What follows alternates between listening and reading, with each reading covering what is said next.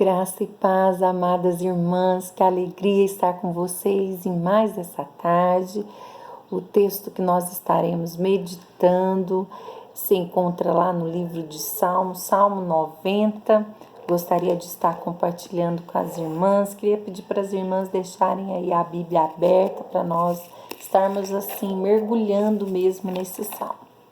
A palavra de Deus nos diz assim: Senhor, Tu tens sido nosso refúgio de geração em geração. Antes que os montes nascessem e se formassem a terra e o mundo, de eternidade a eternidade, Tu és Deus. Tu reduzes o homem ao pó e dizes: tornai filhos do homem. Pois 1000 anos aos teus olhos são como o dia de ontem que se foi e como a vigília da noite. Tu os arrastas na torrente, são como um sono, como a relva que floresce de madrugada viceja, floresce, à tarde murcha e seca. Pois somos consumidos pela tua ira e pelo teu furor conturbados.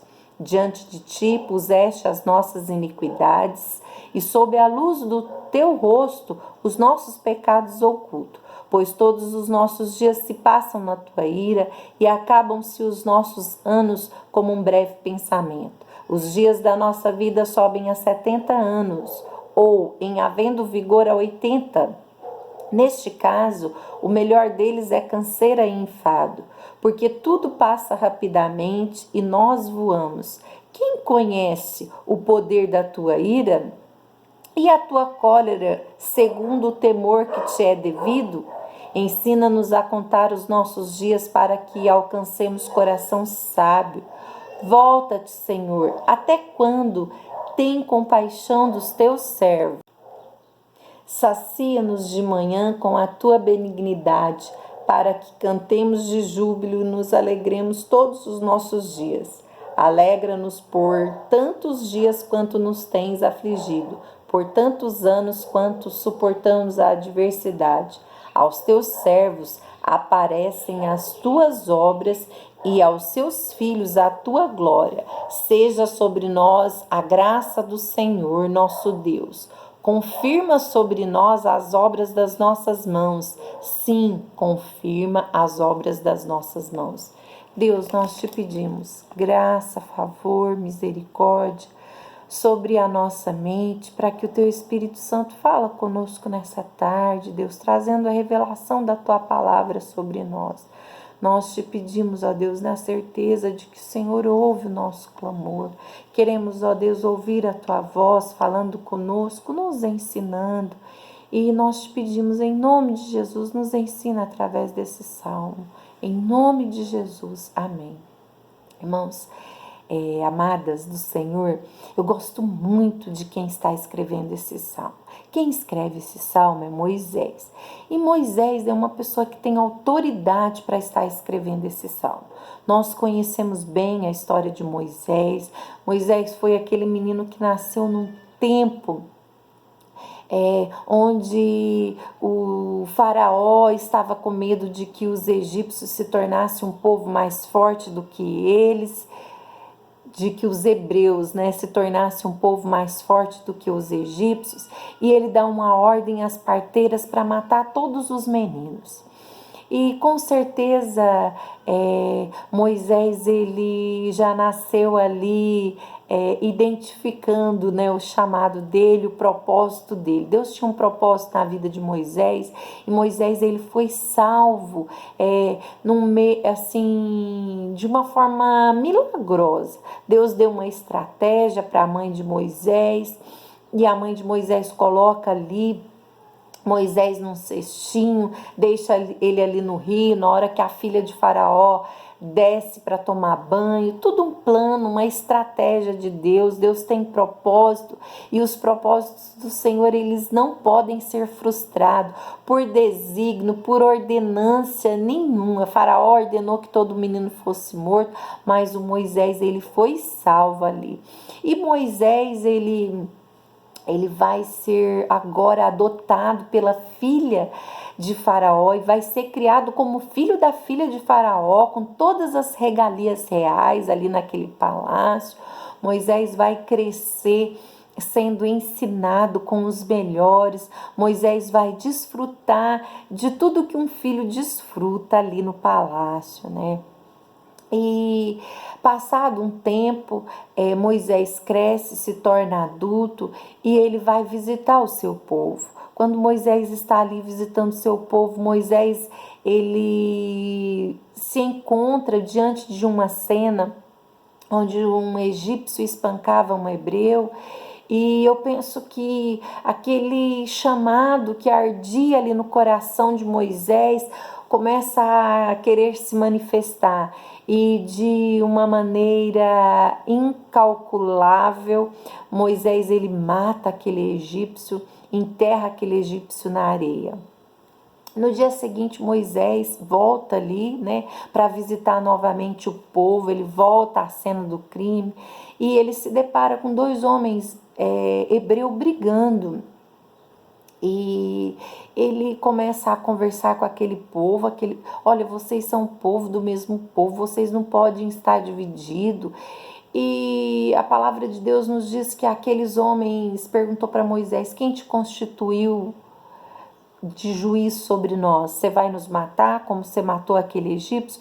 Quando Moisés ouve essa frase, a Bíblia diz que o coração de Moisés se enche de temor. E Moisés agora de príncipe, de quem mora em palácio, vai ter que fugir para um deserto. Moisés vai se encontrar numa situação de palácio para um deserto. Nós também conhecemos essa história. Moisés vai ali para o deserto, vai encontrar ali umas mulheres num poço de água e Moisés vai ter que viver agora como um fugitivo. A Bíblia nos conta que Moisés ele dá de beber aqueles gado daquelas mulheres. Alguns pastores vinham ali atrapalhar aquelas mulheres e quando aquelas mulheres voltam para casa, conta para seu pai pergunta: por que vocês voltaram tão cedo hoje? E aí elas contam sobre aquele homem que estava ali no poço e que as ajudaram. O pai daquelas meninas manda chamar esse moço e esse moço vai casar com uma filha daquele homem, né? Aquele homem chamava Jetro. E a nova escola de Moisés começa nesse instante. Lá no palácio, Moisés foi ensinado pelos melhores homens, pelos mais sábios, pelos eruditos. E agora no deserto, Moisés vai ser ensinado pelo próprio Deus. Moisés, enquanto está ali cuidando ali do rebanho do seu sogro, Deus, no meio de uma sarça, que era comum no deserto as sarças pegarem fogo, mas essa sarça ela pegou fogo, mas ela não se consumia, e Moisés fica admirado com aquela imagem, e Deus vai falar com Moisés por meio daquela sarça, e ali começa a jornada de Moisés diante do chamado dele. Moisés ele quis ali precipitar o seu chamado sem a presença de Deus, não deu certo, ele foi frustrado, né? Nós, como filhos de Deus, nós aprendemos que o nosso chamado ele não pode ser inicializado sem a presença de Deus. Ainda que ele arda em nossos corações, jamais ele pode ser inicializado sem a presença de Deus. E Moisés, ele teve essa experiência de querer ser o libertador do povo sem a presença de Deus e ele se deu muito mal. Ele foi frustrado ali. E agora ele está lá no deserto e agora ele vai falar com Deus, ele vai desfrutar da presença de Deus. Moisés inicia o seu chamado. Irmãos, o nosso chamado ele se inicia como uma corrida. O atleta que corre, ele no começo da sua largada ali, quando é dada a largada, ele tem muito fôlego, ele tem muito vigor e ele sai ali com aquela força, com aquele vigor. E assim acontece com o nosso chamado. Nosso chamado é como uma corrida. Ele tem começo, ele tem meio e ele tem um fim. Começo, você tem fôlego, você tem pique, você tem ânimo. E no fim, você contempla a faixa ali que já está no final, chegada. Também é muito gostoso, porque você já sabe que está chegando na reta final. Mas o meio, essa caminhada do meio, ela é muito cheias de adversidade, cheios de desníveis, né? Você está em terreno que você não sabe, você nunca andou por aquilo ali e muitas vezes você pode escorregar, você pode cair, você pode tropeçar. E nesse meio nós precisamos aprender com o autor do Salmo 90. O autor do Salmo 90, ele tem experiência. Ele está escrevendo esse salmo no meio da sua caminhada. Ele ainda não chegou na reta final, segundo os estudiosos, segundo as pessoas que escrevem a respeito da vida de Moisés. Quando Moisés vai escrever o Salmo 90, ele ainda não chegou na fase final. Ele não contemplou ainda a faixa final da corrida. Ele está no meio da corrida dele. E no meio da corrida dele, Moisés, ele vai nos ensinar com as suas experiências. Moisés vai nos mostrar com as suas experiências. E eu gosto muito desse salmo, porque esse salmo começa declarando sobre o senhorio de Deus, sobre quem é Deus. Senhor, o Senhor é o nosso refúgio. Moisés, ele já havia tido experiências de ver Deus libertar o povo do Egito com o seu braço forte. Depois que Deus fala com ele na sarça ardente, ele vai ser o libertador. Deus dá poder para Moisés. Moisés agora tem o poder nas suas mãos. E Moisés vai diante do faraó, vai ali falar que Deus quer libertar o povo. E Deus vai mostrar sinais e maravilhas. Moisés vai ter a experiência de passar ali pelas 10 pragas, de ver o quanto Deus é poderoso. Moisés vai ver ali Deus matar todo o primogênito do Egito e não tocar em nenhuma casa dos hebreus. Né? Moisés vai viver tudo isso, esses sinais, essas maravilhas. Moisés vai atravessar o Mar Vermelho com aquele povo, né? Lá em Êxodo 15, no versículo 9, a Bíblia nos relata que Moisés, quando ele estava ali atravessando com aquele povo, no versículo 9, ele vai dizer assim, olha o que ele vai dizer lá no versículo 15 do Êxodo, no capítulo 15, no versículo 9, ele vai dizer assim, porque dizia o inimigo, perseguirei, alcançarei, repartirei os despojos, a minha alma se fartará deles, arrancarei a minha espada e a minha mão os destruirá. Isso era o que Moisés achava que os inimigos iam fazer com eles, naquela perseguição. Mas aí Moisés, nesse capítulo 15, ele vai escrever um salmo, um hino de louvor ao Senhor. Cantarei ao Senhor porque ele triunfou gloriosamente, porque o Senhor, assim, de uma forma assombrosa, destruiu ali todos os carros e cavalos de Faraó. O Senhor fez com que o mar os engolisse e nós passamos a salvo. Então Moisés tem todas essas experiências na vida dele. Moisés também vai ver a cólera, a ira de Deus, quando ele sobe lá no monte para receber ali as leis. Moisés também foi chamado para ser legislador, e aí o povo resolve fazer um bezerro de ouro, porque acha que o Moisés está demorando. Quando Moisés desce, Deus pergunta para Moisés, o que é isso que você está ouvindo? É barulho de festa. Então desce lá, porque o teu povo se corrompeu. E aí Moisés desce, se depara com aquele bezerro de ouro. Nós conhecemos a história, que a ira de Deus se manifesta ali. Moisés agora vai ter que interceder por aquele povo, vai ter que colocar a vida dele diante de Deus. Senhor, se o Senhor não for junto com a gente, Senhor, olha, pode riscar meu nome aí do livro da vida, porque Deus queria destruir todo aquele povo. A ira de Deus se acendeu entendeu. Deus queria matar todo aquele povo e começar um novo povo através da vida de Moisés. Moisés fala, não, Senhor, eu quero que o Senhor traga também o povo junto com a gente. E nós conhecemos isso. E agora Moisés vai escrever o Salmo 90 e nós vamos aprender com as experiências de Moisés. Sabe por quê? O teu chamado, o meu chamado, ele é único. Moisés tinha um chamado para a vida dele. O chamado de Moisés foi único: libertar o povo das mãos de Faraó. Eu não sei qual é o teu chamado, eu sei qual é o meu chamado. Eu também tenho um chamado. E assim como Moisés, eu não estou no início do meu chamado, eu já me encontro no meio do meu chamado. Assim como Moisés, eu não estou no início da minha corrida.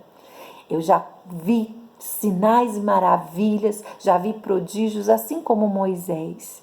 E agora eu estou no meio. Sabe, irmãos, o meio da corrida é um período difícil. É um período que nós precisamos estar atentos. E agora nós vamos ouvir o que Moisés tem para nos ensinar.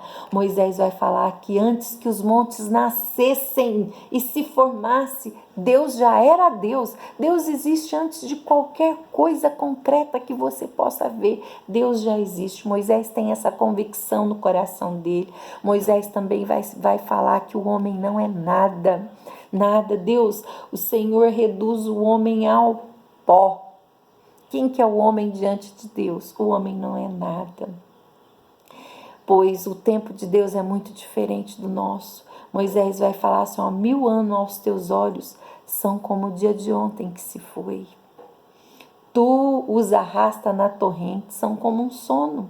São como a relva que floresce de madrugada, à tarde, de madrugada floresce, viceja, à tarde seca, murcha. Pois somos consumidos pela tua ira, pelo teu furor, nós somos conturbados. Moisés tem autoridade para falar isso, porque Moisés viu a ira, o furor de Deus. Diversas vezes, quando Moisés estava conduzindo aquele povo no deserto, Moisés viu a ira de Deus. No versículo 8, Moisés vai falar assim, diante de ti puseste as nossas iniquidades e sob a luz do teu rosto os nossos pecados ocultos. De Deus você não esconde nada. Deus conhece o teu coração. Deus conhece os pecados mais íntimos que você tem. Nós não podemos nos esconder de Deus e Moisés naquele tempo já aprendeu a respeito disso. Moisés vai escrever a respeito disso. Pois todos os nossos dias se passam e acabam-se os nossos anos como um breve pensamento. Irmãos, a nossa vida ela passa muito rápido. A nossa vida, tudo acontece muito intenso, muito rápido. E nós precisamos aprender com as nossas experiências. O Moisés vai escrever os dias da nossa vida sobe a 70 anos. E havendo vigor a 80. Se você for viver muito, irmãos, muito, você não vai passar de 100 anos. Você não vai passar de 100 anos. E eu não sei qual é a sua idade, eu sei qual é a minha idade. Mas Moisés, no Salmo 12, ele vai falar, Senhor, ensina-nos a contar os nossos dias. Quando Moisés fala para o Senhor ensinar a contar os dias, não era para saber quantos anos eu e você tem. Porque saber a idade, até um bebê que não sabe falar, ele aprende a idade dele. Você pergunta para um bebê, quantos aninhos você tem? Ele vai levantar o dedinho e vai mostrar. Um aninho. Ele não sabe falar que ele tem 1 ano. Mas ele já aprendeu a contar os dias, alguém ensinou para ele. E muito rápido ele aprende. Ele aprende a dizer que já tem 1 ano de vida. 2, 3. Criança sabe. Qualquer pessoa sabe o tempo de vida. Mas, irmãos, quando Moisés está falando isso nesse Salmo, Senhor, ensina-nos a contar os nossos dias. É porque nós precisamos aprender com as nossas experiências, nós precisamos aprender com a nossa história, com as nossas frustrações, nós precisamos aprender, nós precisamos entender o nosso propósito, o nosso chamado. Qual é o propósito de Deus para a nossa vida? Irmãos, nós chegamos no meio da nossa corrida e nós nos deparamos com muitas coisas que nós cometemos, muitos erros que nós cometemos no passado. Muitas escolhas erradas nós fizemos, nós nos precipitamos, assim como Moisés, ele se precipitou em ali exercer a justiça, matando aquele egípcio. Assim como Moisés, nós nos frustramos durante a caminhada. Nós não esperamos o tempo de Deus. Nós queremos que as coisas aconteçam no nosso tempo. Nós precisamos aprender durante a nossa caminhada a diferenciar oportunidades de propósito. Moisés ali, quando ele viu aquele egípcio sujigando ali um hebreu, ele viu ali uma oportunidade. Mas ali não era momento de exercer um chamado. E nós vamos caminhando juntamente com Moisés, e agora nós vamos deparar com o versículo 12. Senhor, ensina-nos a contar os nossos dias para que nós alcancemos um coração sábio. Irmãos, eu e você precisamos muito de alcançar esse coração sábio na nossa caminhada, na nossa jornada, para que nós possamos completar a nossa carreira, combater o bom combate. Nós precisamos ter consciência de quem Deus é, assim como Moisés teve. Saber que Deus é o nosso refúgio, a nossa fortaleza, o nosso socorro bem presente no dia da nossa angústia. Nós precisamos aprender, irmãos, que os nossos erros, eles nos ensinam. O salmista, o Davi, quando ele está escrevendo o Salmo 119, ele vai dizer assim: foi bom ter passado pela aflição, pela angústia, eu aprendi com isso. Lá no 71, 72 do Salmo 19, você vai ver o salmista falando. Irmãos, muitas vezes os nossos atos errados, eles geram consequências. Mas nós temos que aprender com isso. Nós não precisamos repetir os erros do passado, nós precisamos aprender com eles.